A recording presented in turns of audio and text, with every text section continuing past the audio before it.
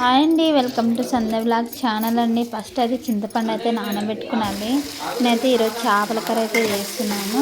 First బాండి పెట్టుకొని తగినంత నూనె పోసుకొని టమాటా, ఉల్లిగడ్డ, కరివేపాకు వేసుకొని జీలకర్ర వేసిన తర్వాత వేసుకోవాలండి. అని బాగా ఉడకని నూనెలో తర్వాత అల్లం, పసుపు వేసుకోవాలి. ధనియాల పొడి తగినంత వేసుకొని నూనెలో ఉడకబెట్టిన తర్వాత మనమైతే కారం అయితే వేసేసుకోవాలి తగినంత. తర్వాత నీళ్ళు అయితే పోసుకోవాలి. చింతపండు నీరు అయితే పోసేసుకోవాలి. ఇప్పుడైతే చింతపండు నీళ్ళు పోసేసుకున్న తర్వాత ఇంకా కొన్ని నీళ్ళు పోసేసుకున్న తర్వాత మూత అయితే పెట్టేసి కొంచెం మరగనియాలండి.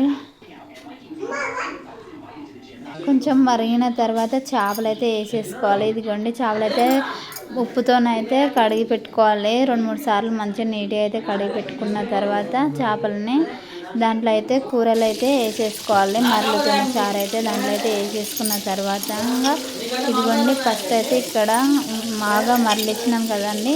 తర్వాత చేపలు ఇట్లా వేసేసుకున్న తర్వాత తగినంత ఉప్పు కూడా వేసేసుకోవాలండి. ఇదిగోండి ఇక్కడ మంచిగా కలిపేసుకోవాలి. మొత్తం తగినంత ఉప్పు వేసేసుకొని ఇంకా మూత అయితే పెట్టేసుకోవాలి. ఇదిగోండి చేపల కర్రీ అయితే రెడీ అయింది. ఈ వీడియో మీకు నచ్చినట్లయితే లైక్ చేయండి, షేర్ చేయండి, సబ్స్క్రైబ్ చేసుకోండి. కొత్త వాళ్ళు చూస్తున్నట్లయితే సబ్స్క్రైబ్ చేసుకోండి. రేపటి వీడియోతో మీ ముందు ఉంటాను.